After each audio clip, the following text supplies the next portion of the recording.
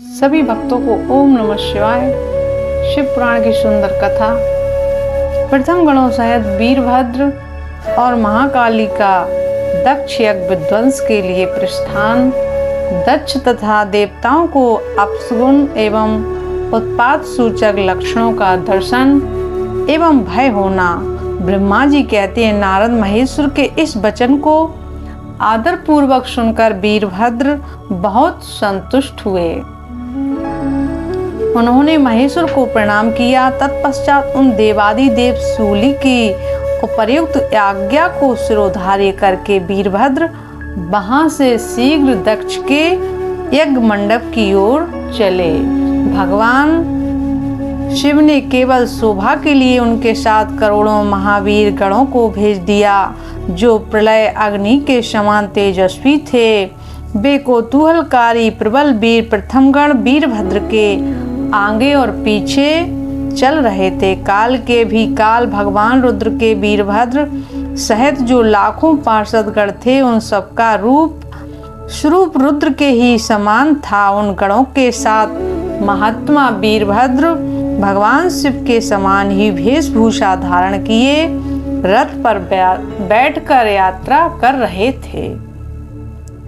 उनके एक सहस्त्र भुजाएं थी, शरीर में नागराज लिपटे हुए थे। वीरभद्र बड़े प्रबल और भयंकर दिखाई देते थे। उनका रथ बहुत ही विशाल था। उसमें 10,000 सिंह जुटे हुए थे, जो प्रयत्न पूर्वक उस रथ को खींचते थे। उसी प्रकार बहुत से प्रबल सिंह, शार्दूल, मगर, मत्स्य और सहस्त्रों हाथी उस रथ के पार्श्वभाग की रक्षा करते थे।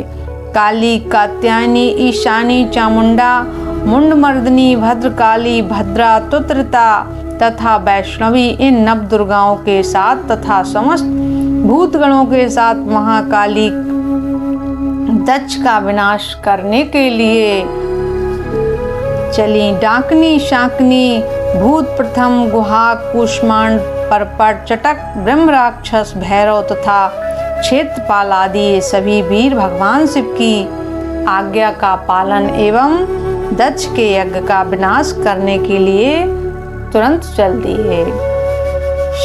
इनके सिवा 64 गणों के साथ योगिनियों का मंडल भी सहसा कुपित हो दक्ष यज्ञ का विनाश करने के लिए वहां से प्रस्थापित हुआ।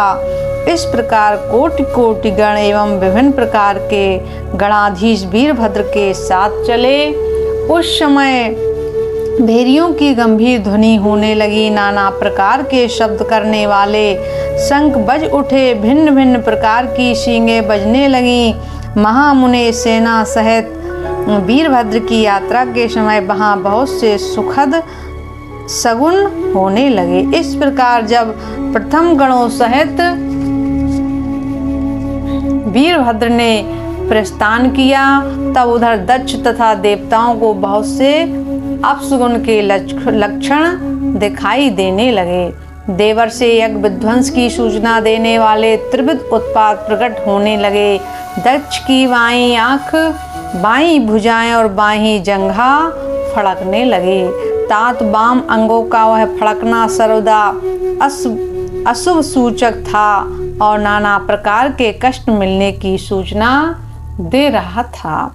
उस समय दक्ष की यज्ञशाला में धरती डोलने लगी। दक्ष को दोपहर के समय दिन में ही अद्भुत तारे दिखने लगे। दिशाएं मलिन हो गईं। सूर्यमंडल चितकबरा दिखने लगा। उस पर हजारों घेरे पड़ गए थे, जिससे वह भयंकर जान पड़ता था। बिजली और अग्नि के समान दीप्तिमान तारे टूट टूट कर गिरने लगे तथा और भी बहुत से भयानक अशुगुन होने लगे।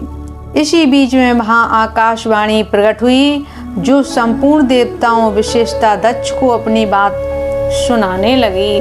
आकाशवाणी बोली, ओ दक्ष, आज तेरे जन्म को धिक्कार है। तू महामूढ़ और पापात्मा है। भगवान हर की ओर से आज तुझे महान दुख प्राप्त होगा, जो किसी तरह टल नहीं सकता। अब यहाँ तेरा हाहाकार भी नहीं सुनाई देगा। जो मूढ़ देवता आदि तेरे यज्ञ में स्थित हैं, उनको भी महान दुख होगा, इसमें संशय नहीं है। ब्रह्मा जी कहते हैं, मुने आकाशवाणी की यह बात सुनकर और पूर्वोक्त अशुभ सूचक लक्षणों को देखकर दक्ष तथा दूसरे देवता आदि को भी अत्यंत भय प्राप्त हुआ। उस समय दक्ष मन ही मन अत्यंत व्याकुल हो कांपने लगे और अपने प्रभु लक्ष्मीपति भगवान विष्णु की शरण में गए।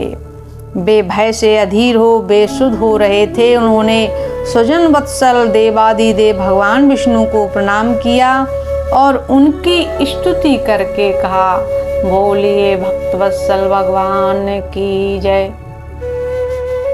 सभी भक्तों को जय श्री राधे कृष्णा।